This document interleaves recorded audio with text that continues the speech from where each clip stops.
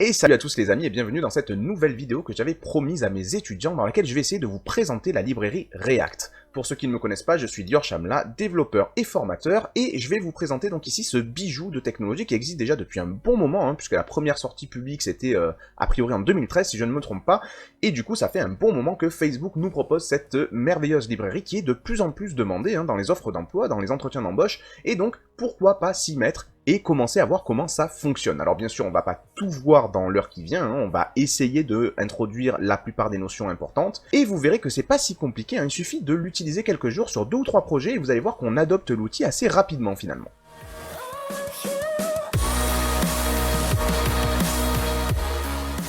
Alors avant d'aller plus loin, commençons par une petite présentation théorique. Donc React c'est une librairie JavaScript qui a été livrée par Facebook au public en 2013 et dont Facebook se sert régulièrement, mais pas que. Et du coup, il y a aussi bien sûr les TPE, les toutes petites boîtes qui peuvent utiliser React sur leur site, dans leurs applications. Alors avant tout, on va replacer tout ça dans son contexte, on va faire la différence entre une librairie et un framework. Ce qu'ont en commun les librairies et les frameworks, c'est la même chose. Grosso modo, c'est toujours un ensemble de classes ou de fonctions qu'on met à votre disposition, dans un fichier JS par exemple, pour vous permettre d'avancer plus vite dans vos développements. Mais il y a une différence fondamentale entre la librairie et le framework.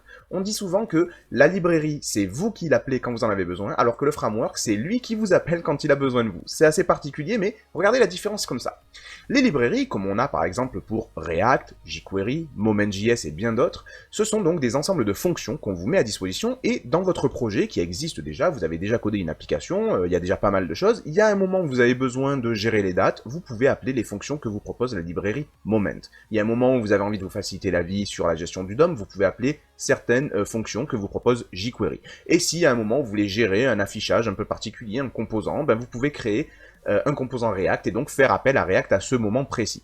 Pour les frameworks, c'est pas du tout la même chose. Si vous prenez l'exemple par exemple de Angular, de Aurelia, de Meteor, des frameworks un peu connus en JavaScript, il y en a d'autres qui existent, eh bien votre application, votre structure même, dépend entièrement du framework. C'est-à-dire que c'est une logique qui est un peu plus lourde. Le framework va vous proposer non pas quelques outils que vous appelez quand vous en avez besoin, mais il va vous proposer carrément toute une architecture, il va vous donner beaucoup d'outils clés en main, et je dirais même que, plutôt que de dire que vous, dans votre code, vous allez avoir besoin de certaines fonctions du framework, c'est l'inverse qui va se produire. C'est-à-dire que, dans une application Angular, le framework est l'application, et à un moment donné, par exemple, au lancement de l'application, il a besoin d'afficher quelque chose, et bien c'est à ce moment-là qu'il va appeler votre code, où vous allez dire à Angular qu'est-ce qu'il doit afficher. C'est pas du tout la même logique. C'est pour ça qu'on dit que la librairie, c'est votre code qui l'appelle, alors que le framework, c'est lui qui appelle votre code quelque part. Alors React, qu'est-ce que c'est que React et comment ça fonctionne?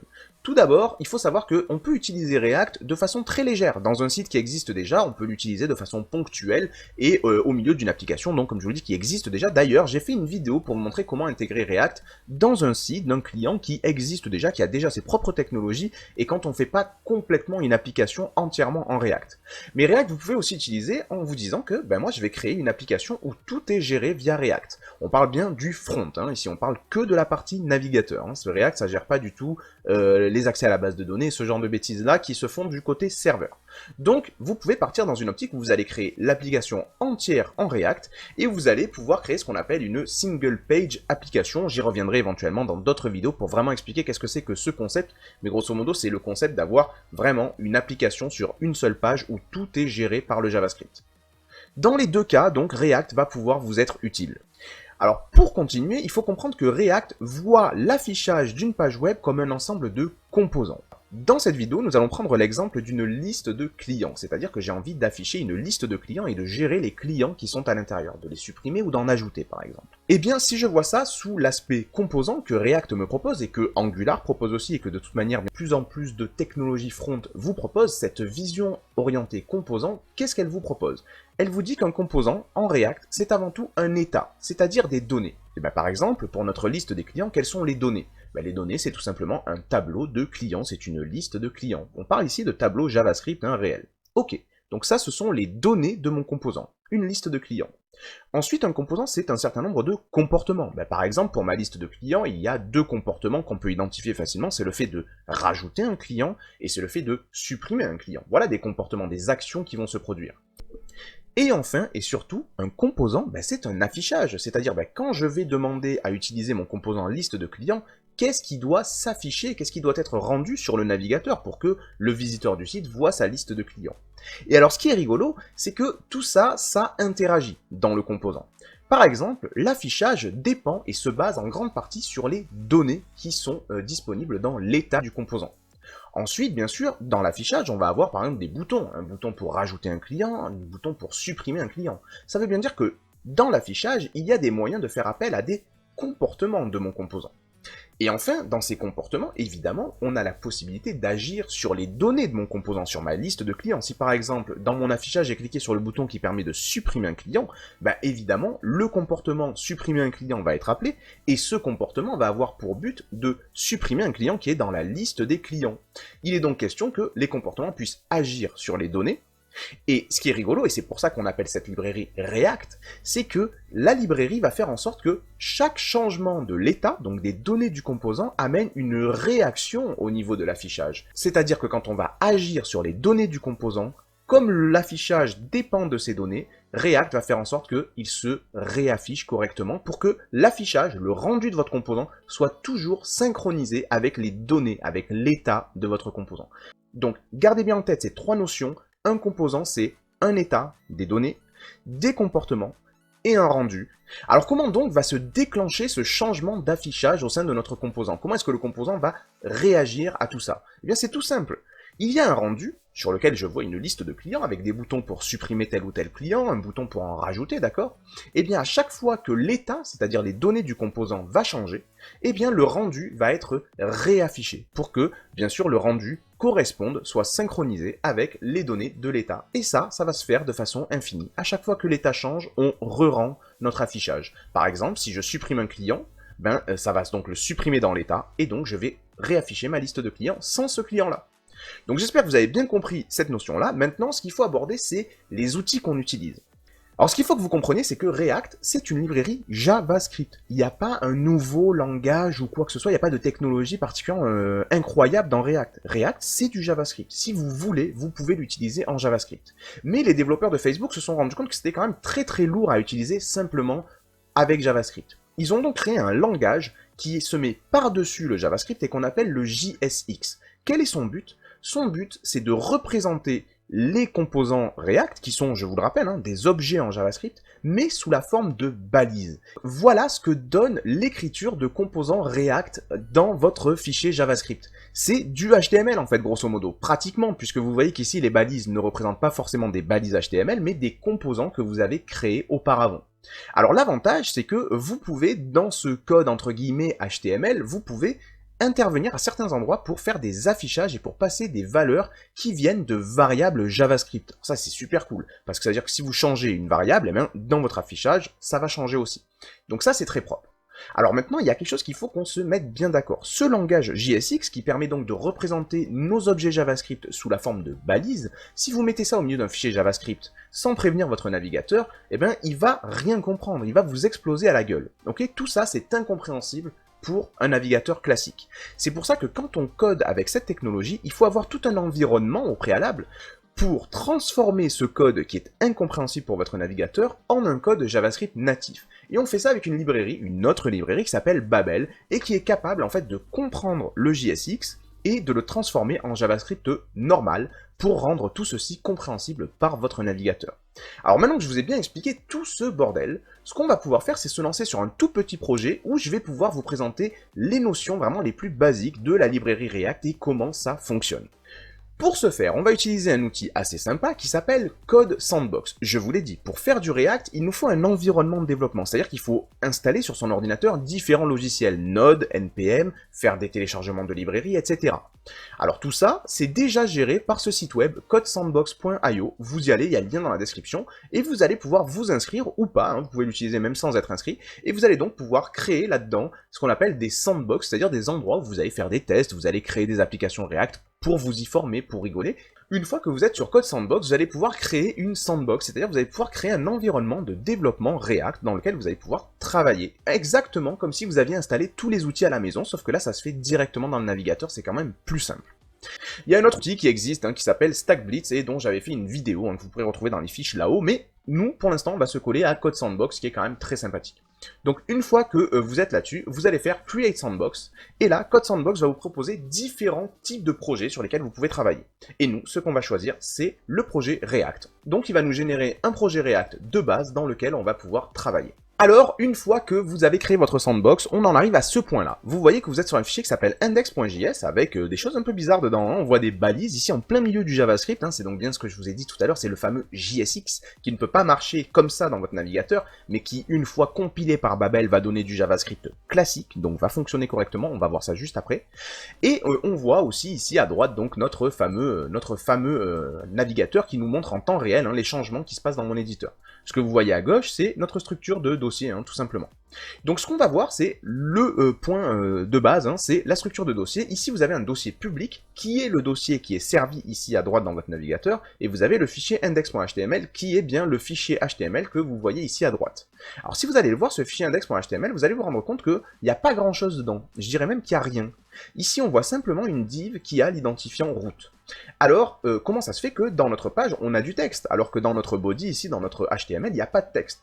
Vous vous en doutez bien, en fait, ce texte-là, c'est React qui va l'inclure dans notre page, et en fait, comment il va faire ça? On voit, nous, ici, qu'on a tout simplement une div qui s'appelle route, et quand on va voir notre index.js, je passe pas trop de temps à vous expliquer tout ce qui se passe ici, on voit une fonction un peu bizarre qui s'appelle app, et surtout ici, on voit qu'il y a un appel à une librairie, un objet qui s'appelle React DOM et qui a une méthode render et qui dit en fait qu'on va afficher le composant app au sein de root element. Et qu'est-ce que c'est root element? Eh bien, on a demandé à JavaScript d'aller chercher dans le HTML la div qui avait l'identifiant root, tout simplement. Et c'est pour ça que l'on voit du texte ici, même si dans le HTML il n'y avait rien d'écrit, il y avait juste une div avec l'identifiant root. Et bien ici, ce qu'on a dit, c'est, on a dit à React, s'il te plaît, affiche le composant app, on verra après qu'est-ce que c'est que ce composant, au sein de la div qui s'appelle root. Et magie, on a ce truc-là ici.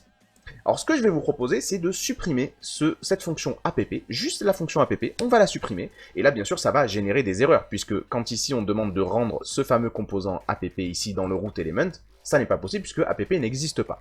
Et on va donc se créer notre premier composant React tous ensemble de la façon la plus classique qu'il faille.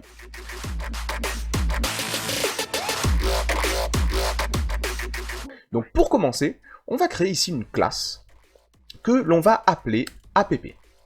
Et cette classe, elle va hériter, d'accord, elle hérite d'une autre classe en fait, qui s'appelle React.component. C'est donc une classe qui s'appelle component au sein de la classe qui s'appelle React. Un peu particulier, mais vous y ferez. Donc le fait que app étant le composant, ça va lui donner des méthodes qu'elle n'avait pas. On va hériter de méthodes et de comportements très sympas à utiliser. La première chose que je vais avoir envie de donner à mon component, c'est une fonction qui s'appelle render. Et je peux la créer comme ceci, en disant, ben voilà, j'ai une fonction qui s'appelle render dans cette classe, et cette fonction, elle doit absolument retourner un élément React. Donc, normalement, ici, ce qu'on devrait faire, c'est retourner, par exemple, un h1 qui dit bonjour à tous. Ok.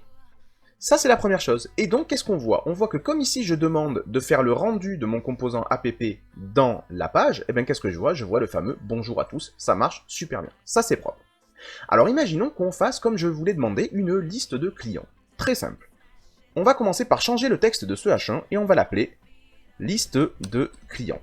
Ok, super. La deuxième chose qu'on veut, c'est un UL. Donc, on va rajouter à ce H1 un UL. Et là, vous allez voir qu'on va sur un premier problème. Ici, il y a une grosse erreur. Pourquoi? Parce que ici, ce que ne comprend pas notre composant, c'est qu'on retourne deux éléments HTML. Pour ça, ce n'est pas possible. Donc ce que l'on doit retourner, ce que ma fonction render doit retourner, c'est un élément, un composant React. Là ici, j'en retourne deux. Je retourne un élément H1 et un élément UL. Et ça lui plaît pas. Donc ce qu'on peut faire, c'est tout simplement, tout ça, on peut le placer dans une seule et unique div. Alors bien sûr, je vais prendre ma div ici, hop. Je vais entourer tout mon code de cette div. Et donc ce que je vais retourner, c'est bien ici une div qui contient un H1 et un UL. Sans ça, ça ne fonctionnerait pas. Donc, ce que je vais pouvoir faire, c'est continuer comme ça. Ici, maintenant, je peux à loisir mettre tous les éléments HTML, tous les éléments React, pardon, que je veux ici. Donc, je vais me créer ici un li qui va contenir Lior Shamla et ensuite un bouton dont le texte sera un grand X. C'est une croix. Ça permet de dire, bah ok, si on veut supprimer Lior Shamla, ben on clique sur la croix et on est bon. Ce que je vais faire, c'est que ce li, ben je vais me le dupliquer en fait, tout simplement. Et je vais changer ici le nom de, ça sera ma liste de clients. Donc ici, je vais mettre un autre client, c'est Magali Pernin. Et ici, je vais mettre notre ami Joseph Durand. Voilà. Là, c'est cool. Là, on a notre liste de clients. Magnifique. Donc, mon composant app, c'est un ensemble d'éléments React. C'est un H1 et un UL avec des LI. Alors jusque là, vous allez me dire, bon, ben, c'est quand même très très con là ce que tu es en train de faire. T'avais qu'à l'écrire dans ton HTML directement. Oui, mais du coup, j'aurai pas tout l'aspect réactif et l'aspect fonctionnel que je vais donner à ce composant. Un dernier élément que je voudrais y rajouter, c'est ici un petit formulaire. Hop. Et dans ce formulaire, ce qu'on va placer, c'est un input de type texte avec un placeholder qui sera ajouté un client. Hop. Et ce qu'on fera, c'est que juste après cet input, on va se rajouter un bouton dont le texte sera confirmé. Voilà. Et donc, on a ici notre liste de clients et on se prévoit de faire en sorte qu'on puisse en ajouter et en supprimer. Alors, quand on sauvegarde, ça se met en forme et ça, c'est pas dégueulasse, ça fait plaisir. Je vais un peu fermer cette zone de fichier là pour qu'on ait une bonne taille ici. Et donc, je vais essayer de vous expliquer maintenant comment est-ce qu'on va vraiment rendre ça réactif. La première chose que j'ai envie de me poser comme question quand je crée un composant React, c'est quel est son état, c'est-à-dire quelles sont les données qui intéressent ce composant. Eh bien moi, pour ce composant, ce qui m'intéresse, c'est d'avoir un état qui contienne en fait une liste de clients. C'est-à-dire j'ai pas envie de les écrire en dur, j'ai envie que cette liste, elle puisse bouger, s'allonger, se rétrécir, d'accord? Je veux que cette liste, elle soit dynamique. Je veux donc finalement un tableau d'objets en JavaScript. Ce que je peux faire, c'est me déclarer au-dessus de ma fonction render une propriété au sein de ma classe app qui s'appelle state et qui va être un objet. Alors cet objet, ça va représenter les différentes données qui existent au sein de mon composant. Donc qu'est-ce que je veux comme données? Pour l'instant, je veux qu'une seule chose, c'est une donnée que je vais appeler client au pluriel, et qui représentera une liste de clients, donc un tableau. Alors comment est-ce que, à l'intérieur de ce tableau, je vais représenter mes clients? Ce que je vais faire, c'est tout simplement ici, utiliser des objets qui auront chacun un identifiant, donc id 1, et un nom. Voilà, et donc le premier, ça sera Lior Shamla. Le deuxième, ça sera un autre objet de la même façon qui aura l'identifiant 2, et pour nom, il aura Magali Pernin. Et le troisième client, c'est un objet, toujours pareil, avec un identifiant 3, et un nom qui sera, j'avais dit Joseph, voilà, excusez-moi, hein, Joseph Durand. Voilà. Et là donc, j'ai bien, dans mon state, une propriété qui s'appelle client au pluriel, et qui va donc représenter ici la liste de mes clients. Alors bien sûr, pour l'instant, ces données-là, cette liste de clients est complètement déconnectée de mon rendu. Elle est déconnectée de mon affichage. Hein. C'est-à-dire que si ici, je supprime Lior Shamla, par exemple, on le voit plus. Alors que pourtant, il était bel et bien dans ma liste de clients. Pour l'instant, tout ça est désynchronisé. Alors comment est-ce qu'on va pouvoir faire? Déjà, ce qu'il faut bien comprendre, c'est que au niveau de votre code JSX, vous avez tout à fait le droit d'afficher le contenu de variables. Alors commençons par un truc très simple. Imaginons que j'ai envie d'avoir ici une variable, je vais appeler ça title, et que ça contienne liste des clients, ok? Eh bien ici, dans mon H1, plutôt que de mettre en dur liste des clients, je peux très bien demander à React ici d'afficher le contenu de la variable title. Alors comment est-ce que je vais faire? Je vais pas pouvoir ici écrire title tout simplement. Sinon là ici, React croit que je veux vraiment écrire title. Si je veux lui faire comprendre que quand j'écris title ici, c'est le contenu de cette variable, il faut que je procède à ce qu'on appelle une interpolation. Il faut que je mette ici une accolade et une autre accolade fermante autour. Et là, React comprend que ce que je veux ici, c'est bien le contenu de la variable title. Donc ça, c'est une première chose. Une deuxième chose que je vais vous montrer. Une variable peut très bien contenir un élément React. Regardez ici. Je peux très bien dire ici const élément, et je vais dire que cet élément, c'est du JSX, donc c'est un LI qui contient test variable. Ok? Eh bien l'avantage, ce qui est beau, c'est que je peux très bien venir au sein de mon UL, ici tout de suite, et dire, ici, j'ai envie d'afficher la variable élément. Et donc, React va comprendre qu'ici, ce qu'il faut afficher, c'est enfin ce LI-là qui contient le mot test variable. Une dernière chose que j'ai envie de vous montrer, qui est très importante à savoir, c'est que je peux aussi créer un tableau d'éléments React. Je peux très bien dire ici const elements au pluriel, et ici me faire un tableau qui va contenir en premier un LI qui contient le texte premier élément. Et bien sûr, ça c'est un objet JavaScript, hein. C'est du JSX, mais ça représente un composant React, un élément React. Je peux mettre une virgule et je peux créer mon tableau comme ça en faisant un autre LI ici en disant deuxième élément. Et pourquoi pas même un autre LI en disant troisième élément. Donc là, vous voyez que j'ai bel et bien un tableau d'éléments. Et bien ce que je peux faire ici, si je viens ici, et que au lieu d'afficher element, j'affiche elements au pluriel, vous voyez qu'au niveau de mon rendu, ça ne pose aucun problème. Je peux dire à React ici, affiche-moi le contenu du tableau, et le tableau, c'est plusieurs éléments React, bah, il sait le faire, hein, il sait le faire, et il m'ajoute ici donc mes 3 LI. Alors maintenant que vous avez compris qu'en fait, au sein de mon code de mon rendu ici, je peux faire appel à des variables, et notamment à des tableaux, bah, ce qui est cool, c'est que, bah, vous allez comprendre. En fait, je vais pouvoir faire une boucle qui va boucler sur chacun de mes clients, et je vais pouvoir construire des LI, et me construire donc un tableau de LI qui représente mes clients. Alors comment est-ce qu'on va faire ça? C'est relativement simple. Ici, ce que je peux faire, c'est dire bah, const element, je veux pas créer un tableau comme ça. Ce que je veux faire, c'est que je veux mapper sur les clients qui se trouvent dans mon state. Donc ce que je peux faire ici, c'est dire, je veux aller dans mon state, je peux accéder à mon state comme ça, et je veux aller chercher dans ce state les clients, et ces clients-là, c'est un tableau.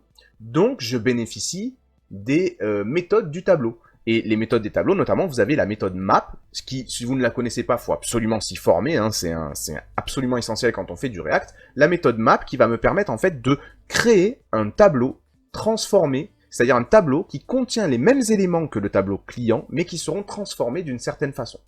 Alors map, c'est une fonction qui va boucler sur le tableau client, et qui va ensuite appeler la fonction que je suis en train de programmer ici. Qu'est-ce qu'elle dit cette fonction? Map va appeler cette fonction en lui passant les clients un par un. Donc elle va lui passer en premier Lior Shamla, en deuxième Magali Perlin et en troisième Joseph Durand. Et donc ce qu'elle va faire, c'est qu'elle va créer un nouveau tableau qui va contenir le résultat d'une transformation de chacun de ses clients. Ça a l'air compliqué, mais en fait c'est relativement simple. Formez-vous à ça, c'est essentiel. Et donc moi ce que je veux retourner à chaque fois qu'on me passe un client classique, hein, du tableau des clients que j'ai en haut, ce que je veux retourner, c'est finalement un LI, ok, qui va contenir ici le contenu de la variable client.nom. Hein, c'est le nom de chacun de mes clients. Ici, je vois par exemple, je vais avoir Lior, Magali Perlin et Joseph Durand. Et dans ce LI, je voudrais rajouter aussi un bouton dont le texte sera une grande croix. Voilà. Donc du coup, vous voyez bien ici que ma fonction map, elle va renvoyer dans Elements eh bien, l'ensemble de mes clients, mais transformés en des LI qui vont avoir des boutons. Et d'ailleurs, on les voit apparaître ici. Ça veut dire que ici, je peux supprimer mes LI qui étaient en dur, et je me retrouve ici avec mon tableau Elements qui est un tableau de LI, en fait qui se base sur mes clients, et je demande à React d'afficher dans mon UL ce tableau de LI, tout simplement. Et donc je les ai ici. Magnifique. Alors la plupart du temps, ce que vous allez faire, c'est que cette fonction, vous allez pouvoir l'écrire de façon fléchée. Donc plutôt que de l'écrire comme ça avec function qui prend entre parenthèses client une accolade, ce qu'on peut faire c'est supprimer le mot-clé function, on peut rajouter une flèche entre les paramètres et l'accolade, et l'avantage supplémentaire c'est que comme cette fonction ne contient qu'une seule instruction, c'est ce fameux return ici, donc ce que je peux faire c'est supprimer l'accolade ouvrante, supprimer l'accolade fermante ici, et bien sûr supprimer le mot-clé return qu'il y a entre les deux, et je peux tout mettre sur une seule ligne ici, tout simplement. Donc là, je vais sauvegarder, ça va me le mettre en forme, tout simplement, mais ça continue de fonctionner. Alors ensuite, ce que vous pouvez faire, hein, c'est ce qui sera souvent fait d'ailleurs dans ce que vous allez voir, dans les tutoriels React que vous allez voir, c'est que plutôt que de créer une variable elements et de mettre dedans le résultat du map sur mes clients, qui va me donner donc une liste de LI, et ensuite d'afficher cette liste de LI ici. Je peux dire, bah, plutôt ici que d'afficher ma variable element, je peux tout de suite prendre ce code-là, qui, de toute façon, correspond à ce qu'il y a dans ma variable element, et je peux me le mettre ici, directement. Boum. Alors bien sûr, il va falloir sauvegarder pour remettre en forme, mais là, grosso modo, ben, vous avez, du coup, la même chose qui apparaît, puisqu'en fait, vous demandez à React, au milieu du UL, ici, de faire apparaître ce que contiendra ici ces accolades, c'est-à-dire, en fait, le résultat de la fonction map qui va passer sur chacun des clients, et pour chaque client, va me renvoyer un LI qui contient le nom du client et un bouton. Parfait. Nickel. Je peux donc me passer ici de ces deux variables, elements et éléments, qui ne servaient à rien si ce n'est au cours. Donc la plupart du temps, ce que vous verrez, c'est que quand on a besoin de faire une boucle sur un tableau, d'accord, pour afficher des éléments React, ben, ce qu'on fait, c'est qu'on fait un map sur un tableau, directement au sein de mon JSX ici. Magnifique. Donc là, on a vu comment est-ce que notre rendu pouvait faire en sorte de se baser sur les données qui sont dans notre state ici. Alors maintenant, ce que je vous propose, c'est de voir comment est-ce qu'on peut faire changer ce state, et surtout comment est-ce qu'on peut, depuis le rendu, depuis ce qui est affiché, faire appel à des comportements.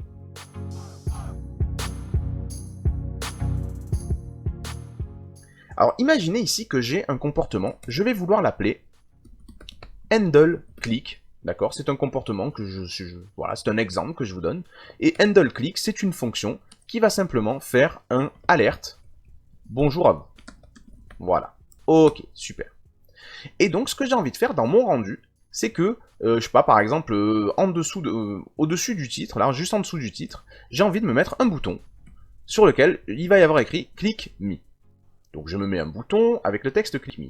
Mais ce que je vais pouvoir faire, c'est que je vais pouvoir lier au clic sur ce bouton ma fonction handleClick ici. Comment est-ce que je fais ça? Tout simplement, dans le bouton, je vais rajouter un attribut un peu spécial qui s'appelle onClick avec un C majuscule. Faites gaffe les gars, c'est un C majuscule. Et bien sûr, ici, je ne vais pas lui donner quelque chose entre guillemets, je vais vouloir ici utiliser du JavaScript, donc je vais utiliser mes accolades. Et grâce à mes accolades, ce que je vais pouvoir faire, c'est que je vais pouvoir dire, quand on clique sur ce bouton, il va falloir faire appel à une fonction qui s'appelle this.handleClick, tout simplement. Et faites gaffe à ne pas rajouter les parenthèses ici.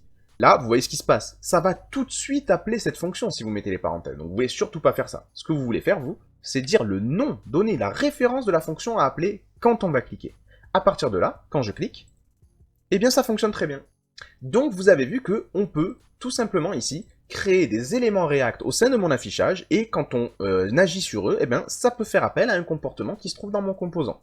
Alors là, c'est un comportement à la con, hein, mais ça va me servir aussi à vous montrer quelque chose.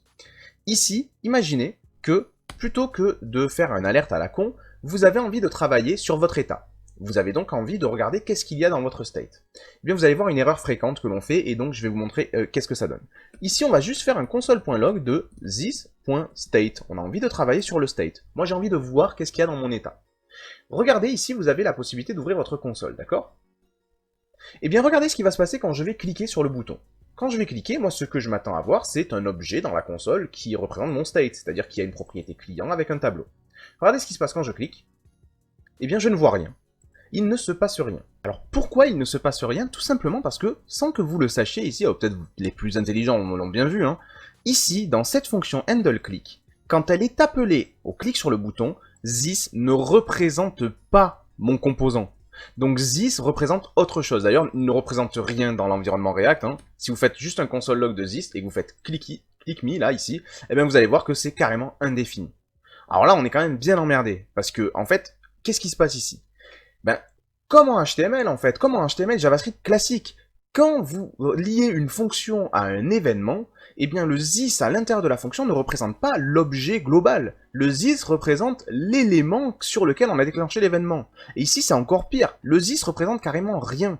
Donc quand j'ai lié la fonction handleClick avec le clic sur le bouton, on a perdu le fait que this était mon composant app et avait un state, une fonction handleClick et une fonction render. Ce n'est plus le même this que vous avez. Donc ça c'est un problème. Moi, j'ai envie de voir mon state. Comment est-ce que je vais pouvoir faire ça? Il y a 3 solutions à ce problème. La première, c'est le fait d'utiliser la notion de binding. Ici, ce qu'on peut faire, c'est que quand on donne la fonction handleClick, on rajoute une petite notion ici qui est le .bind, c'est-à-dire que on va lier cette fonction à quelque chose. Et à quoi on veut la lier? On va la lier à this.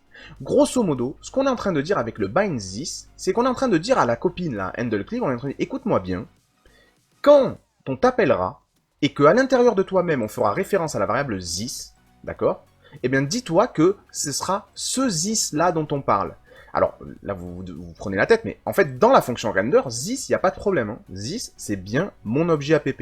Donc, ce que je suis en train de dire, c'est ma fonction handleClick, quand à l'intérieur d'elle-même, on lui parlera de this, eh bien, je lui ai précisé ici que le this dont on lui parle, c'est le même this que celui où on se trouve nous, c'est-à-dire l'app. Et là, regardez, hop, là, vous avez bien ça. Quand vous dites console.log de this, vous avez bien votre app. Vous avez donc tout le loisir ici de dire this.state, et quand vous allez cliquer, vous allez bien voir votre state qui a une propriété client, qui est un tableau avec des clients dedans. Donc ça, c'est OK. Alors ça, c'est la première chose. La deuxième possibilité, c'est que plutôt que d'avoir ici un bind, c'est ici de dire, ben voilà, quand on te clique dessus, tu vas appeler une fonction fléchée. Et dans cette fonction fléchée, qu'est-ce qu'on va faire? On va appeler notre fonction handleClick. Donc là, en fait, cette fois-ci, on remet les parenthèses à handleClick, puisqu'on veut bien dire que quand on clique, la fonction qui va être appelée, c'est toute cette fonction-là. Et qu'est-ce qu'elle dit, cette fonction? Elle dit qu'elle va appeler la fonction handleClick. L'avantage de la fonction fléchée, ici, c'est qu'elle ne perd pas le this. Le this reste le bon. Donc ici, quand je fais click me, j'ai encore une fois le state qui marche bien. OK? Ensuite, l'autre possibilité que vous avez, c'est de revenir sur le code que vous aviez avant, hop, hop, hop, ici, tout simplement. Donc, laissez la référence à handleClick, mais ici, au niveau de votre classe, de dire que handleClick, c'est égal à une fonction fléchée. Hop. Donc, handleClick est une propriété de app, comme state est une propriété de app, sauf que state contient un objet, alors que handleClick contient une fonction fléchée. L'avantage, encore une fois, de la fonction fléchée, c'est qu'elle ne perd pas le contexte, et donc le this reste le même. Et si je fais click me ici, ça continue de fonctionner. Pour ma part, ma façon préférée de gérer ce problème, c'est bien la fonction fléchée ici. Alors faites gaffe, si vous développez sur votre propre machine, ça nécessite que vous installiez des plugins de Babel pour bien le gérer. Mais ici, sur Code Sandbox, ça marche parfaitement bien, donc je m'en sers comme ça.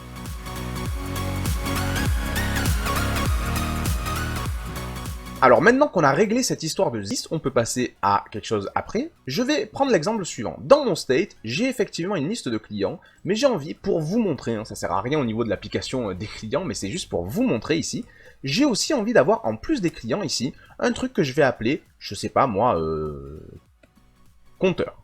Voilà. Et qui pour le début est égal à 0. Et vous savez quoi? Dans mon code ici, juste en dessous du H1, du H1, j'ai envie de rajouter ici mon compteur. Donc je vais appeler ici this.state.compteur. Vous vous rappelez qu'on a le droit d'afficher une variable comme ça au sein de notre JSX. Donc dans compteur, il y a quoi? Il y a 0. Donc this.state.compteur, ça m'affiche 0.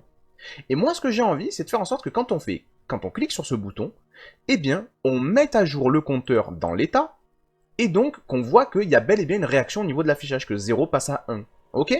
Donc ce que je vous propose qu'on fasse, c'est que quand on clique sur ce bouton, avant le console log du state, on va appeler notre state, ok?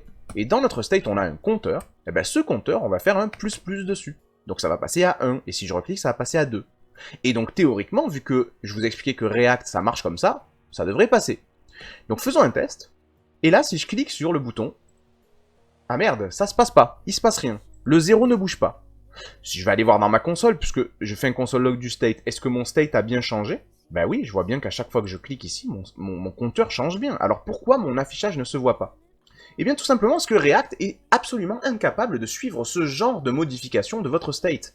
Il n'est pas capable de voir, il va pas surveiller toutes les variables du state.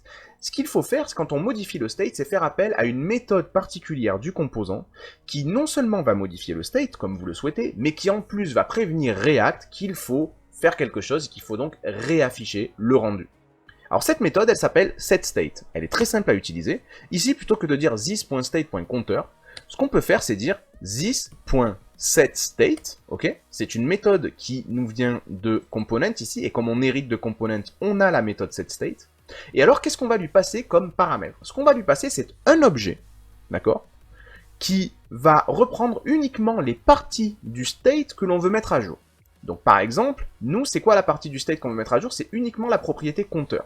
Donc on ne va pas parler des clients. Ici, je lui passe un objet où je lui dis, voilà, dans mon state, j'aimerais que la propriété compteur, elle soit remplacée, elle soit égale à this.state.compteur plus 1.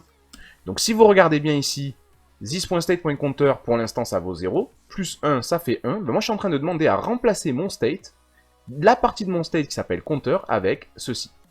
Donc désormais, vu que je passe par le setState, React va être au courant que mon état a changé. Et donc, il va relancer l'affichage du composant. Et regardez ici, si je fais click me, hop, j'ai bien un 1 qui se passe. 1, 2, 1, 3, etc. Puisque désormais, je change mon compteur non pas en direct, très mauvaise chose de changer votre state en direct, c'est même interdit, c'est même déconseillé absolument. Il ne faut pas changer son state en direct, il faut toujours passer par la méthode setState, qui non seulement va appliquer le changement que vous avez demandé, ça n'est pas de problème, mais qui en plus va demander à React de réafficher le contenu. Super, donc ça c'est fait. Maintenant qu'on a compris ça, on pourrait faire la même chose, mais cette fois-ci sur quelque chose d'un peu plus compliqué, c'est sur notre tableau.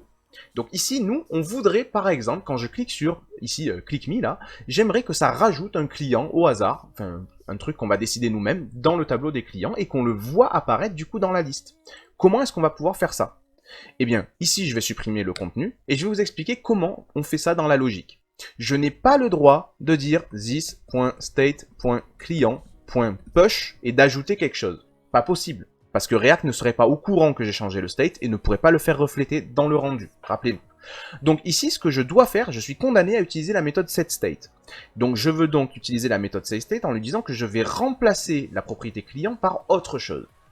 Donc pour pouvoir la remplacer par autre chose, il faut déjà avoir ce qu'il y a dedans. Alors moi ce que je peux faire ici, c'est dire tout simplement const client au pluriel, et ça va être égal à this.state.client. Ok? Alors il faut faire gaffe avec ça parce que ça veut dire ici que si j'agis sur client, en fait ça va agir sur le tableau des clients qu'il y a ici. Donc ça s'apparente à agir directement sur mon state, c'est pas bon. Ce que je peux faire, c'est faire une copie de ce tableau. Comme ça, quoi que je fasse sur mon tableau ici, client, en fait, ça ne touche pas le tableau qui est dans l'état. Le tableau qui est dans l'état, ça reste le même. Le slice, ça va me faire une copie de ce tableau, et je vais travailler sur cette copie. Ce que je vais pouvoir faire maintenant, c'est, sur cette copie du tableau, dire que je veux ajouter un nouvel objet, dont l'identifiant sera le 4, par exemple, et dont le nom sera Anne Dupont. Ok. Donc maintenant, ce tableau des clients-là, cette variable client-là, c'est le même tableau que celui-là, mais avec un élément en plus. Maintenant, ce que j'ai envie de faire, c'est de remplacer ce tableau-là par le tableau que j'ai créé ici et qui a désormais un élément de plus. Donc ce que je peux faire, c'est appeler this.setState. Et ici, je vais dire, voilà, dans le state, qui est un objet, il y a une propriété qui s'appelle client. Ben, j'ai envie de remplacer ce qu'il y a dedans avec ma variable client que j'ai créée ici. Ok. Faisons un test. Si je fais click me, j'ai bien Anne Dupont qui se rajoute. Et ça va à l'infini. Magnifique. Donc voilà, la notion à retenir, c'est vraiment le setState. Pour changer l'état d'un composant, on utilise le setState et pas autre chose. Et le rendu va réagir et se mettre à jour automatiquement. Donc ça, c'est une première chose et c'est bien cool. Alors maintenant que cette notion est bien gérée, ce que je vous propose, c'est qu'on vire cette fonction handleClick qui était là simplement pour faire la démonstration de comment est-ce qu'on change l'état du composant. Donc vous pouvez la virer. Le compteur, vous n'en avez pas besoin, vous pouvez le virer aussi. Et ici, n'oubliez pas de virer le state counter et le bouton handleClick qui ne sert à rien ici. Hein. Tout ça, on vire. On garde que notre liste des clients qui marche très bien et on en est content. Et bien, maintenant qu'on a compris comment ça marche, ce qu'on peut faire, c'est gérer le clic sur chacun de ces boutons-là. Alors comment est-ce qu'on va faire ça? Tout simplement, on va se créer ici une méthode qu'on va appeler handleDelete. On est d'accord que le but de ce bouton, c'est de supprimer un client, donc soyez pas tarés, n'appelez pas ça handleClick ou je ne sais quoi, on appelle ça handleDelete. C'est la convention, on peut appeler ça handleDelete ou onDelete ou onClickDelete, peu importe. Cette méthode, c'est une méthode fléchée, d'accord, qui sera comme ceci, voilà, hop, et qui va faire un certain nombre de choses. Pourquoi j'utilise la fonction fléchée? N'oubliez pas, c'est pour garder le bon this ici, et pour pouvoir parler à mon state. Alors, ce que j'ai envie de faire, c'est de dire que cette fonction, quand elle sera appelée, ce qui serait bien, c'est qu'elle reçoive, par exemple, l'identifiant du client à supprimer. Ok? Donc on dit que cette méthode, elle va recevoir l'identifiant du client à supprimer. Alors, ce qu'on peut faire pour commencer ici, c'est faire un console.log de id, juste pour voir si ça marche bien. Maintenant, j'ai envie de lier cette fonction handleDelete au clic sur le bouton. Vous vous rappelez comment on avait fait ça? Il suffit de rajouter ici un attribut un peu particulier qui s'appelle onClick. Et ici, ce qu'on va lui dire, c'est que c'est lié à this.handleDelete. Alors là, vous vous rendez bien compte que ça ne peut pas fonctionner. Hein. Ça va même vous faire une flopée d'erreurs en bas. Là, vous voyez, j'ai 31 problèmes qui se sont déclarés. Pourquoi? Parce que si je mets la référence à la fonction handleDelete, comme elle est liée au clic, ce qui va passer en paramètre ici, c'est pas un identifiant, hein. C'est l'événement clic avec toutes les propriétés qu'il y a dedans, etc. Ça ne marche pas comme ça. Retenez bien, hein, c'est comme en JavaScript classique. Une fonction qui est liée à un événement reçoit en paramètre l'événement. Elle ne reçoit pas un identifiant. Alors comment est-ce qu'on pourrait faire? Eh bien ici c'est très simple. Je peux me dire, plutôt que de donner en référence une autre fonction, je peux créer moi-même ici ma fonction. Je vais le créer de la façon fléchée. Je vais dire, ben voilà, ici j'ai une fonction fléchée, qui donc quand on clique, ça va appeler cette fonction fléchée que je suis en train d'écrire, et le corps de cette fonction fléchée, c'est que c'est l'appel à handleDelete, et donc là cette fois-ci je l'appelle pour de bon en lui passant client.id, tout simplement. Ok, donc qu'est-ce que ça va me donner ce truc-là?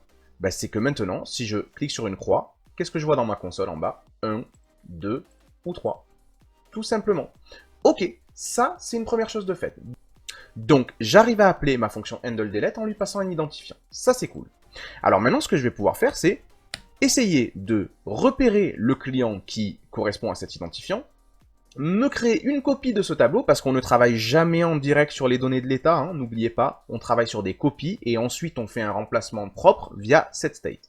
Donc, je vais commencer par faire ça. Je vais créer une copie du tableau des clients en disant que client, c'est this.state.client.slice. Voilà ma copie de mon tableau. Ça, c'est une première chose.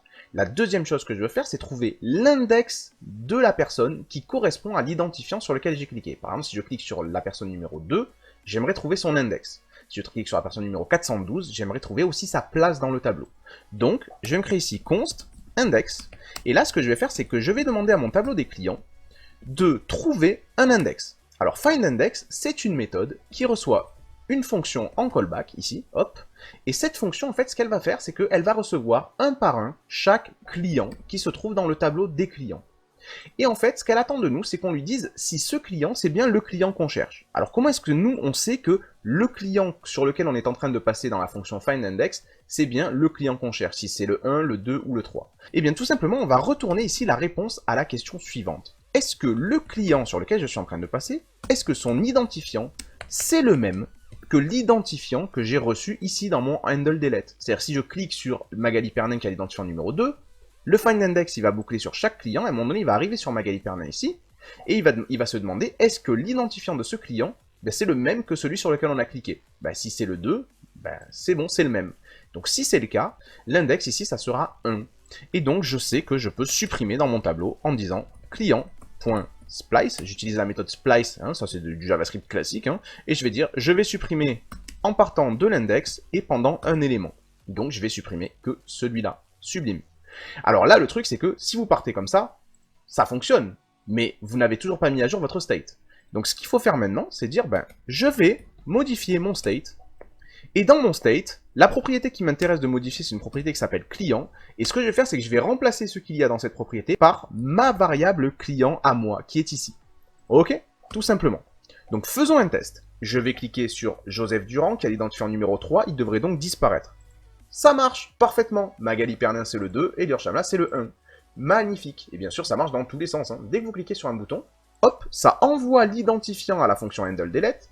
HandleDelete fait une copie du tableau, trouve quelle est la place de ce client qui a cet identifiant-là dans ce tableau, supprime cette place-là, et ensuite, met à jour le state. Merveilleux. Ici, ce que vous pouvez faire aussi pour optimiser un peu cette ligne, c'est que la fonction qu'on a passée à findIndex, ici, on peut la flécher hein, pour aller un peu plus vite. Donc, en supprimant le mot-clé fonction et en mettant une flèche ici.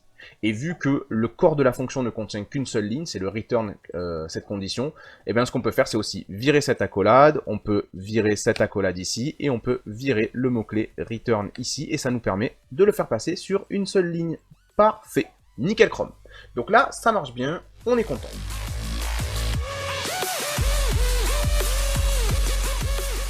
Alors maintenant, comment est-ce qu'on peut gérer un formulaire avec React? Ça, c'est une bonne question.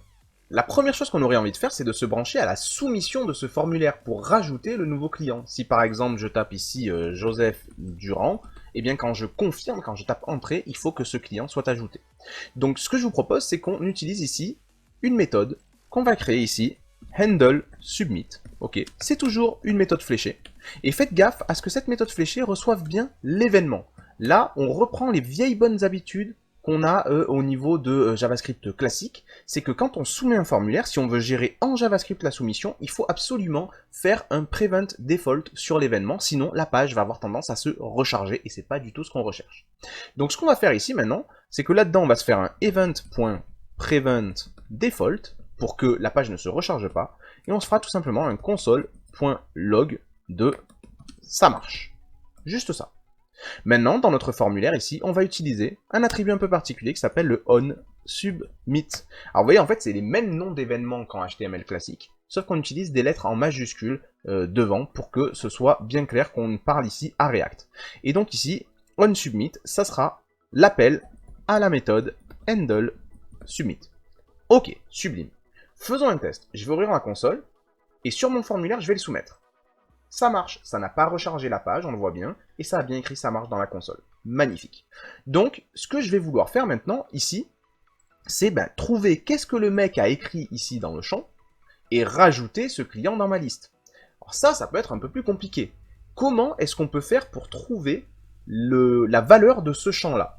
Alors ne commencez pas avec vos idées JavaScript en mode ok, on va mettre un identifiant à ce champ et ensuite on fera un document.querySelector. Tout ça, vous laissez tomber. C'est une autre notion de base de React, c'est que vous ne manipulez pas le DOM par vous-même. Vous laissez React gérer l'affichage. Ça veut dire que cette idée de mettre un identifiant ici et de faire un query selector pour le trouver et prendre sa valeur, ça n'est pas une bonne idée. Si vous voulez connaître le contenu de ce champ, vous avez plusieurs façons de le faire. La première façon de le faire, c'est de se créer ce qu'on appelle une référence. Et regardez comment ça fonctionne.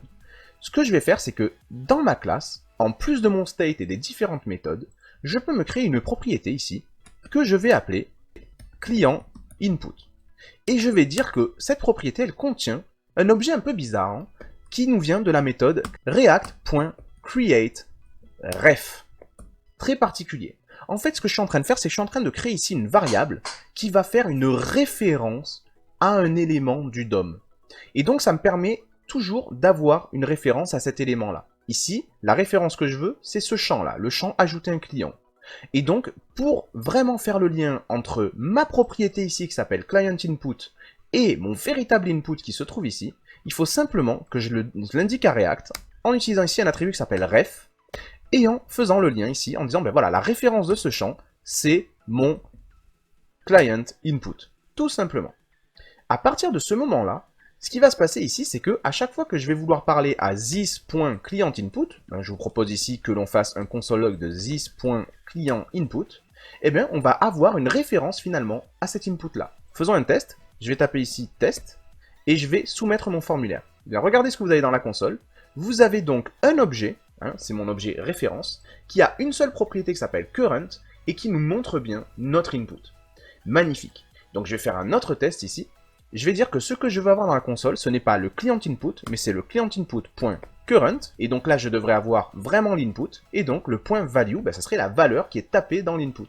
Donc si ici je tape test, et que je confirme, j'ai bien ici test qui s'affiche. J'ai donc réussi à choper la valeur de cet input là. Magnifique. Donc ça c'est super propre parce que en fait dans thisClientInput.current, vous avez vraiment l'input, vous pouvez travailler dessus comme vous le feriez en JavaScript natif sans problème.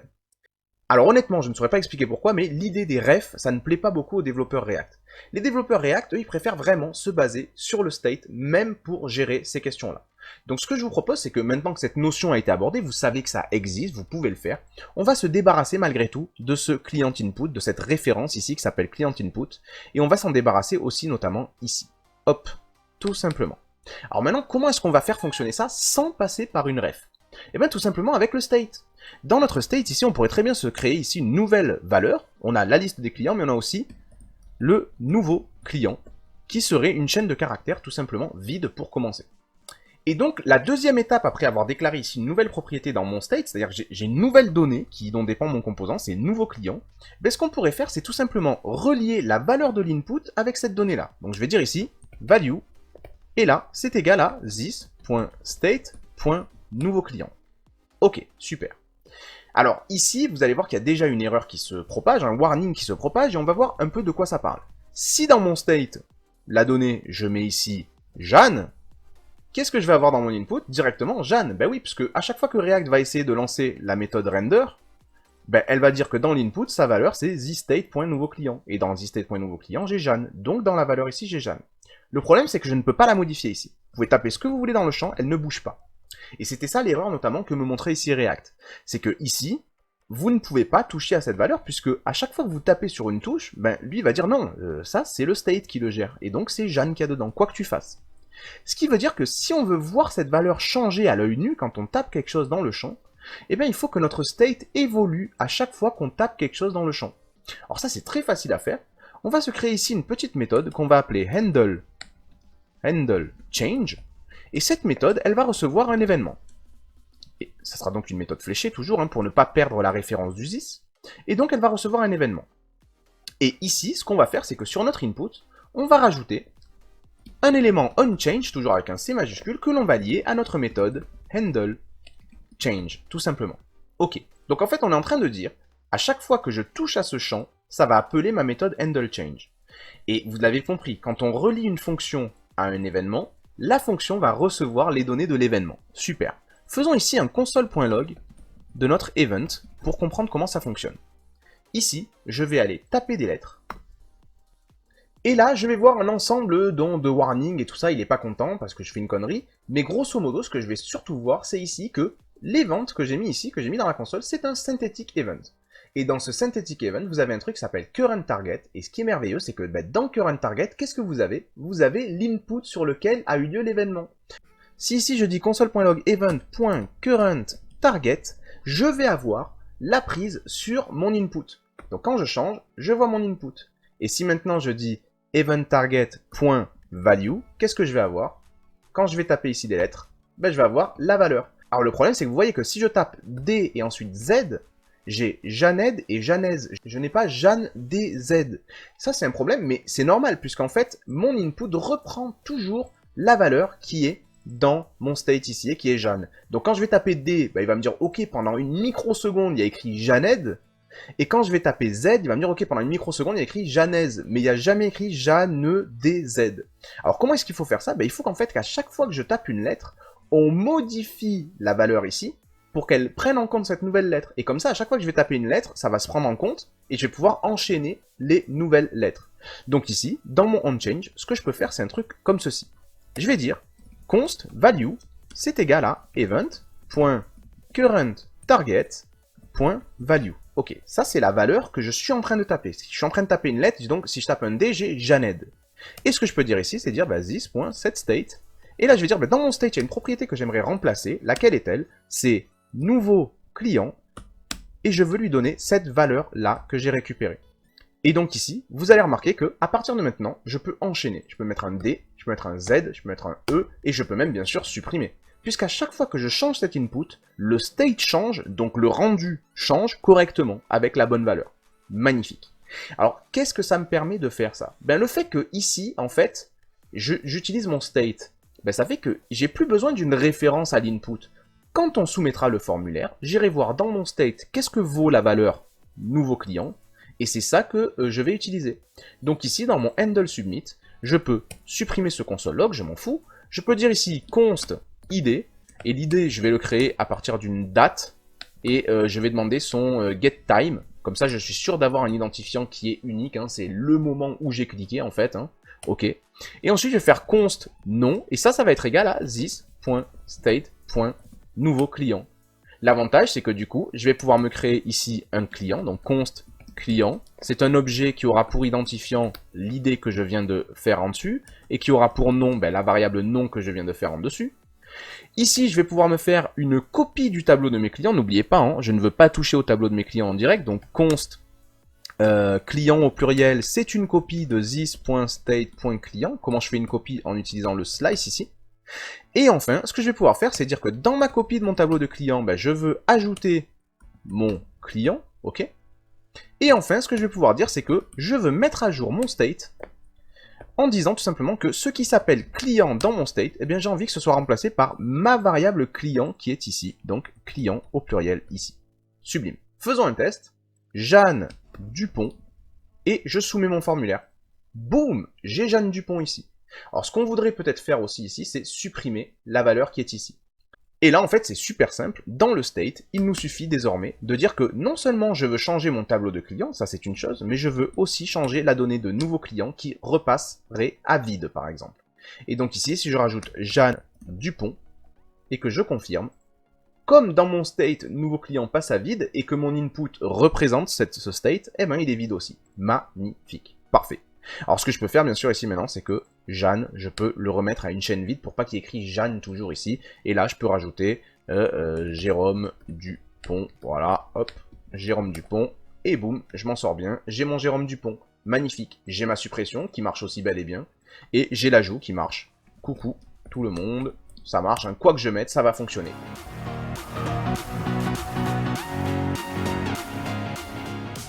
Alors, avant de passer à la suite et de parler de la composition de nos composants, justement, ce que je vous propose, c'est que ici, on factorise un peu ce code, on refactorise un peu parce que c'est un peu le bordel.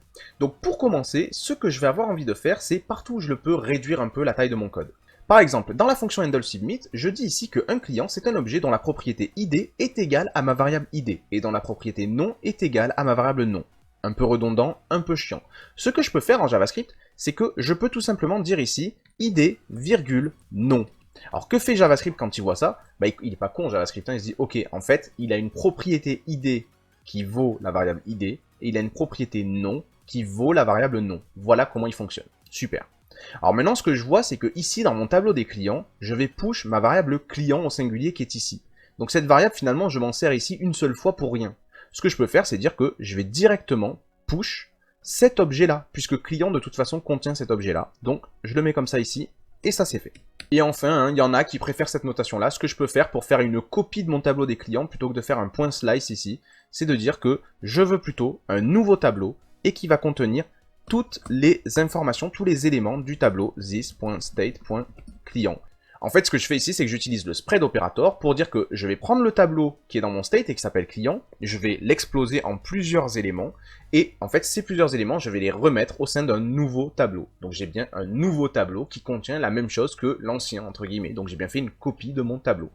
Et là, pareil, ici, comme je dis que client, ça doit être pareil que client, bah, je peux dire tout simplement client une seule fois, et là, JavaScript va comprendre qu'il y a une propriété client qui vaut la variable client. Ça marche très bien, ça. Sublime. On peut aussi refactoriser dans la fonction handleChange. Plutôt que de me créer ici une variable value qui vaut ceci et donner la variable value dans mon state, bah, je peux directement prendre ceci et donner ceci directement dans mon state. Et là, me passer de cette variable value qui ne sert à rien, tout simplement.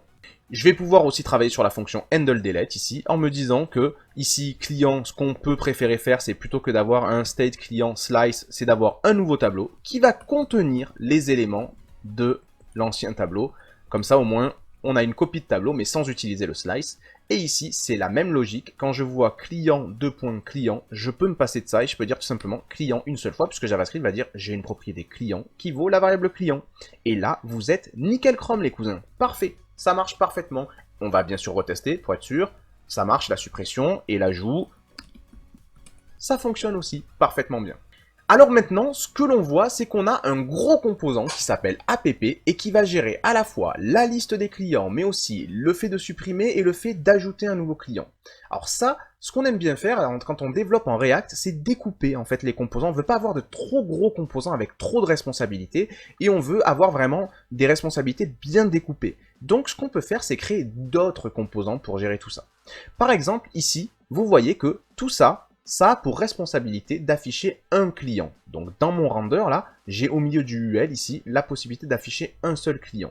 Ce que je peux vouloir faire, c'est créer un autre composant pour gérer ça. Donc je vous propose qu'on le fasse ensemble. Vous vous rendez dans la partie des fichiers ici et on va se créer un nouveau fichier. On va l'appeler client avec une majuscule parce que ça sera un composant client.js. Vous pouvez aussi l'appeler .jsx si vous voulez pour bien préciser que ce qui se trouve dedans, c'est vraiment du JSX, du langage JSX.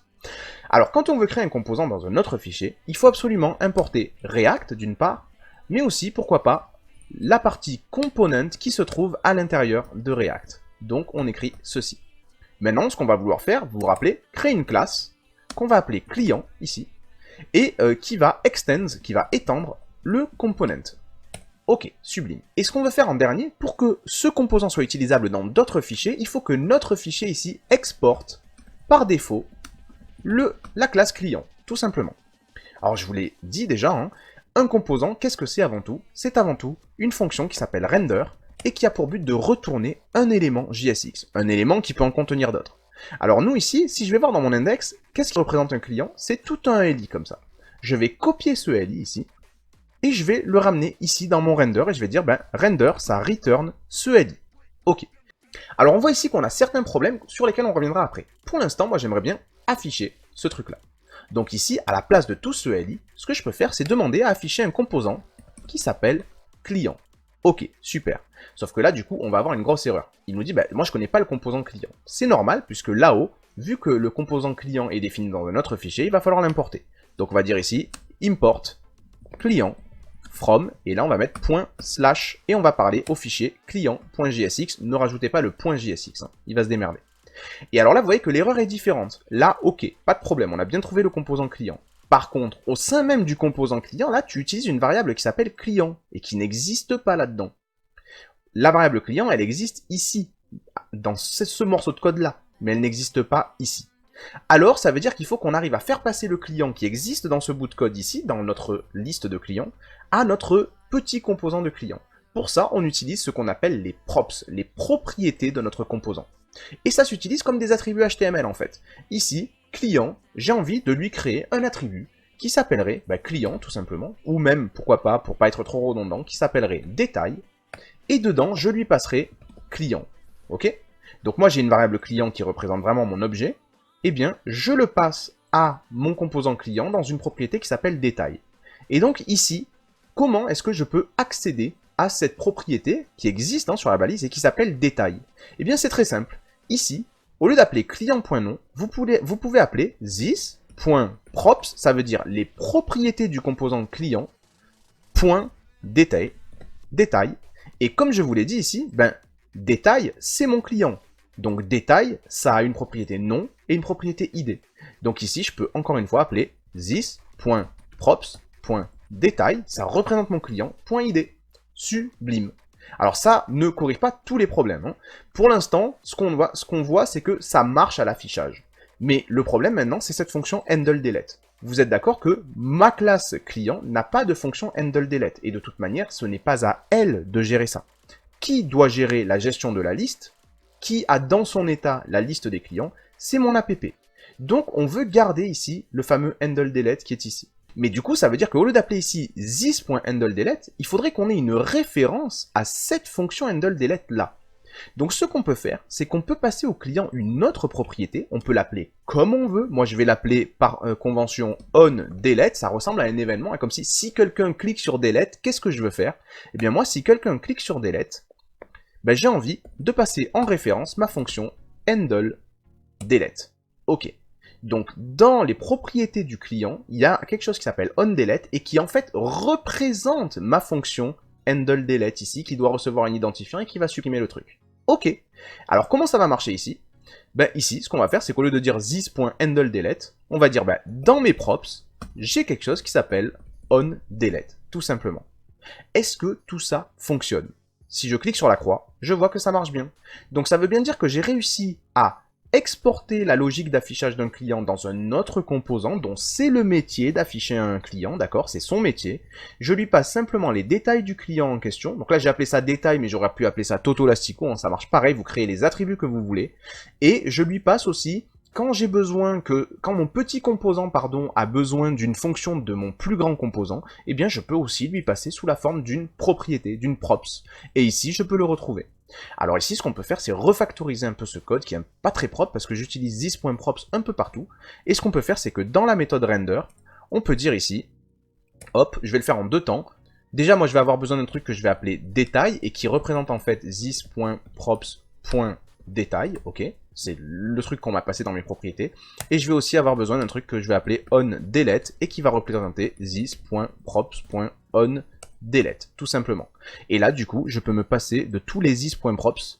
Donc ici, le this.props.detail.nom, this.props.onDelete et this.props.detail. Je peux virer les this.props ici, ces trois-là. Et comme en fait j'ai détail et onDelete, ça continue de fonctionner correctement. Alors ça, les gars, vous pouvez l'écrire encore plus proprement en faisant appel au destructuring. C'est-à-dire que vous pouvez faire ici comme ça, je vais le commenter. Et ce que vous pouvez faire, c'est dire const.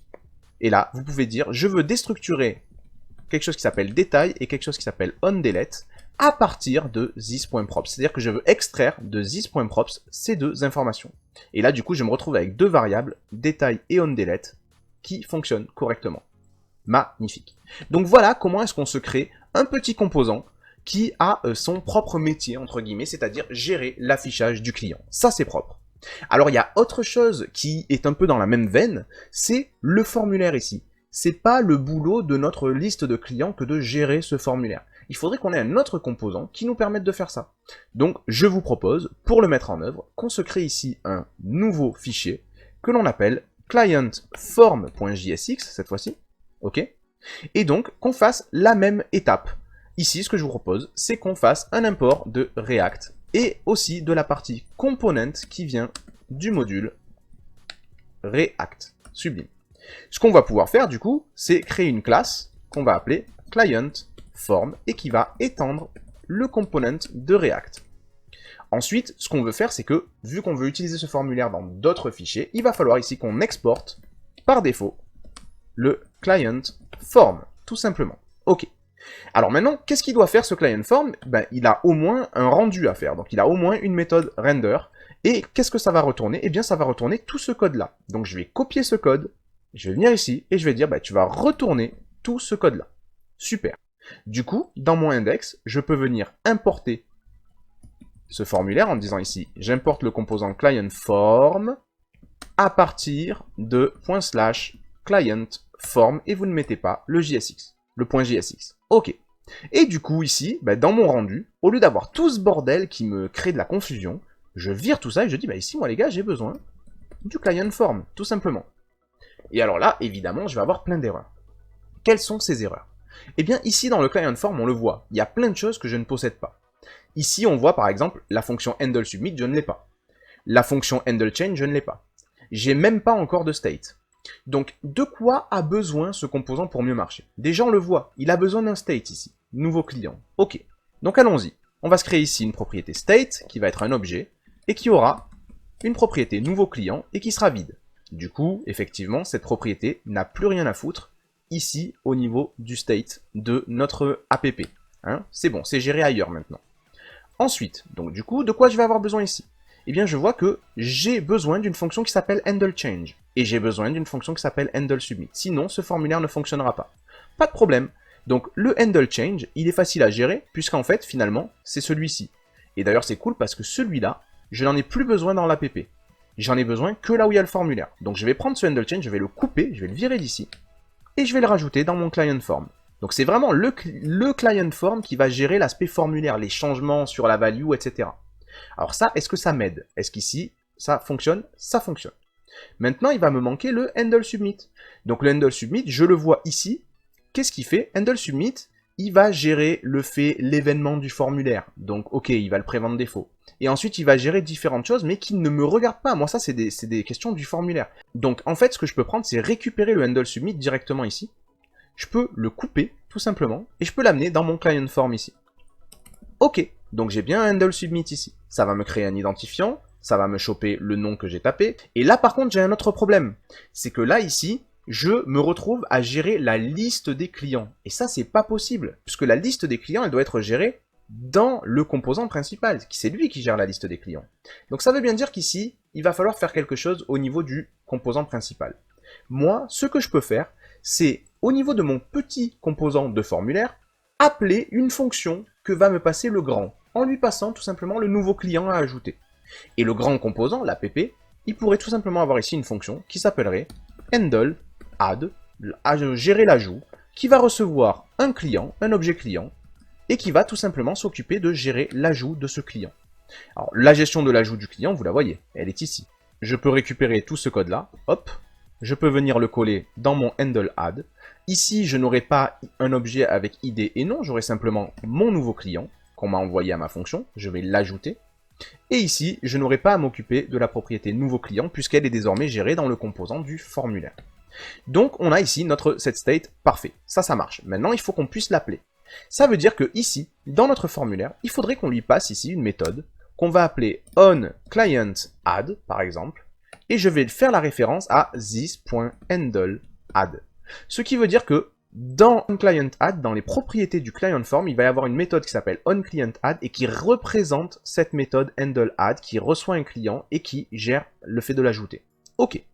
Donc ici, ce que je peux faire, c'est une fois que j'ai mon identifiant et mon nom, il va falloir que j'appelle ici this.props.onClientAdd, qui, je vous le rappelle, est un représentant direct de cette fonction-là, d'accord?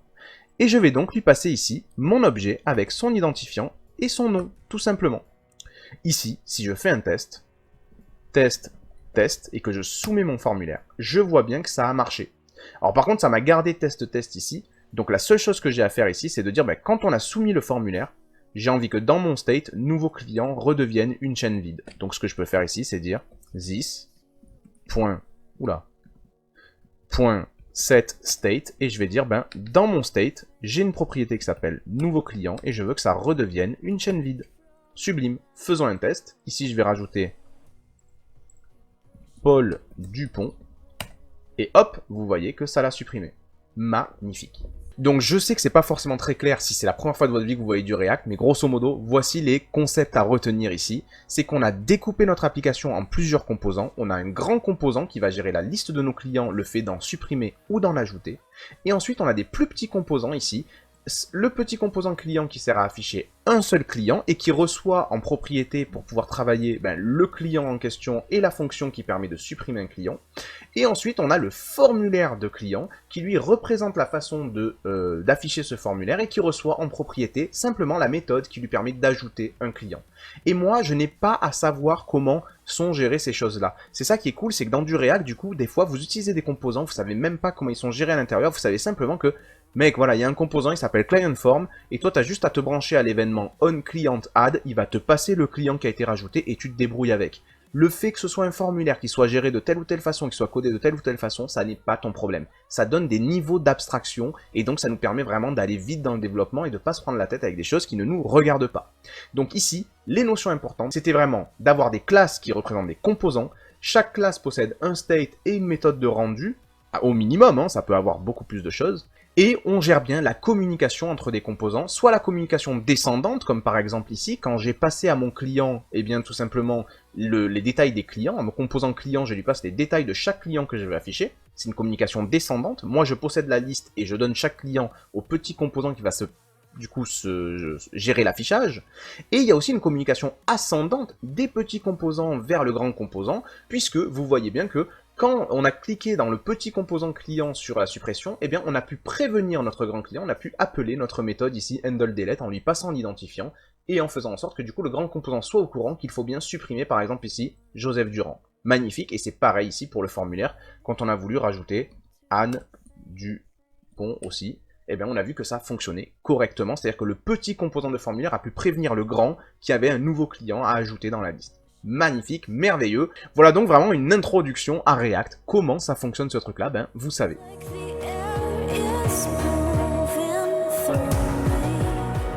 Alors en bonus, il y a une notion absolument importante que je dois vous apporter. Et cette notion, c'est la notion de composant fonctionnel. Ici, vous voyez que notre petit composant de client, il n'a pas besoin de state. Et c'est le cas de beaucoup de composants. Il y a beaucoup de composants qui n'ont pas besoin de state. Ils se suffisent des informations qu'on leur donne en propriété. Ici, vous l'avez vu, notre composant des clients, là, quand on l'appelle, finalement, qu'est-ce qu'on fait? On lui donne les détails du client qu'on veut qu'il affiche, et on lui donne la référence d'une méthode à appeler quand on va vouloir supprimer un client. C'est tout. Ce composant n'a pas d'état, il n'a pas de données propres à lui-même, il n'a que les données qu'on lui donne. Donc, si un composant n'a pas besoin d'une gestion de state, eh ben les gars, il n'y a pas besoin de faire une classe pour ça. React vous permet de faire la même chose, mais sous la forme d'une fonction. Et ça, c'est merveilleux. Regardez, il me suffit ici de remplacer cette classe en disant ici que je vais avoir une fonction qui s'appelle client, et du coup, elle ne va pas contenir ici une fonction render. Qu'est-ce qu'elle fait, cette fonction client? Elle fait tout simplement ceci. Alors là, il y a un problème. C'est que du coup, si je suis une simple fonction, je ne suis pas un objet. Je n'ai donc pas forcément de this.props. Mais quand vous déclarez un composant sous la forme d'une fonction, comprenez bien que les props, en fait, elles viennent en paramètre de la fonction. Et du coup, ici, au lieu d'utiliser this.props, vous utilisez les props que vous avez reçus en paramètre. Alors, il y a aussi une façon de refactoriser. Ici, plutôt que de dire que je reçois des props et que plus tard, je fais une déstructuration ici des props en détail et onDelete, eh bien, je peux prendre cette déstructuration et je peux la mettre directement ici. Et là, du coup, je peux virer ce const-là. Sublime. Et donc, je dis, client, c'est une fonction qui va recevoir un objet props, mais cet objet props ne m'intéresse pas, moi ce qui m'intéresse c'est ce qu'il y a dedans, c'est-à-dire détail et onDelete. Et du coup, je peux m'en servir comme ça. Et alors, si vous voulez aller encore plus loin, ben, vous pouvez très bien vous dire que, les gars, la fonction client, en fait, ça pourrait très bien être une fonction fléchée. Et là, il vous suffit de dire comme ceci, const client avec une majuscule, c'est égal à une fonction fléchée, tout simplement. Et comme cette fonction fléchée ne contient qu'une instruction de retour, je peux même me virer ici mon accolade, je peux me virer ici le mot-clé return, et je peux me virer ici cette accolade-là. Et du coup, je me retrouve avec ce composant très clair qu'on appelle un composant fonctionnel, ou en anglais un functional component, parce qu'il n'a pas de gestion d'état. Et voilà les collègues, c'est tout pour cette petite introduction à React. Vous avez vu, c'est pas non plus la mer à boire, c'est pas compliqué. Vous y mettez quelques jours, vous faites quelques petits projets avec et vous allez devenir très fluide avec cette librairie. Elle est très plaisante à utiliser et du coup, je vous mets en description différentes choses. D'abord, la documentation officielle de React, elle est super bien faite donc ça fait pas de mal de se la taper un petit peu. Ensuite, je vous mets différents acteurs de la formation qui travaillent très très bien et qui vous formeront en React si ça vous dit. D'abord, pour les francophones, il y a le collègue Anthony Velk qui a fait une formation Udemy là-dessus et qui a fait plein de vidéos sur React, qui est vraiment un fan de cette techno.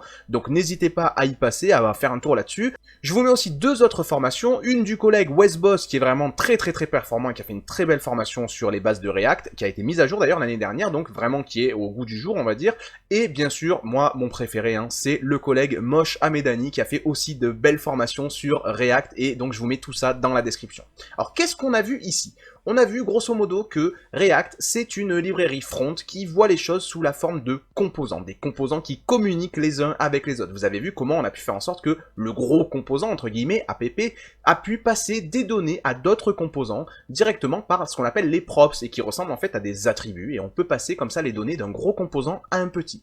Et on a vu aussi que le gros composant pouvait passer des fonctions au petit composant, ce qui fait que finalement le petit composant peut appeler des fonctions sur le gros. Donc c'est une communication ascendante. Ça ressemble un peu aux événements en JavaScript, si vous voulez avoir une analogie un peu comme ça. Et enfin, ce qu'on a vu, c'est que les composants, on pouvait les créer de deux façons différentes, sous la forme d'une classe ou sous la forme d'une simple fonction. Si vous vous demandez toujours comment est-ce qu'on choisit entre un composant sous la forme d'une classe ou un composant sous la forme d'une fonction, eh bien c'est très simple. Quand un composant possède des données et réagit au changement de ces données, il lui faut un state et il faut donc que ce soit une classe. Quand un composant n'est là que pour afficher des informations qu'on lui a passées en propriété, une simple fonction suffit et c'est comme ça que vous pouvez faire un choix facile. Vous verrez dans la prochaine vidéo que je mettrai en ligne que on n'a même plus besoin d'ailleurs de faire ce choix puisque on peut désormais faire tous nos composants sous la forme de simples functional components, c'est-à-dire des composants sous la forme de fonctions. Mais je ne vais pas beaucoup plus loin, vous verrez dans la prochaine vidéo si ça vous intéresse ou tout de suite sur Google, faites-vous plaisir. Alors si cette vidéo vous a plu, n'hésitez pas à y mettre le petit pouce bleu qui fait toujours plaisir, qui est gratis et qui fait avancer la chaîne dans les algos YouTube, si j'ai bien compris. Si bien sûr ça fait plusieurs fois que vous voyez une vidéo qui vous plaît sur cette chaîne, n'hésitez pas à vous abonner, ça vous permettra d'être au courant la prochaine fois que je sortirai une vidéo. Ensuite, si vous avez la moindre remarque, la moindre question, n'hésitez pas à la mettre dans les commentaires en dessous, je vais répondre le plus souvent possible, je vous assure, je fais de mon mieux. Et bien sûr, d'ici à la prochaine vidéo ou que je vous croise dans la vie réelle, si jamais, n'oubliez pas, développez-vous bien.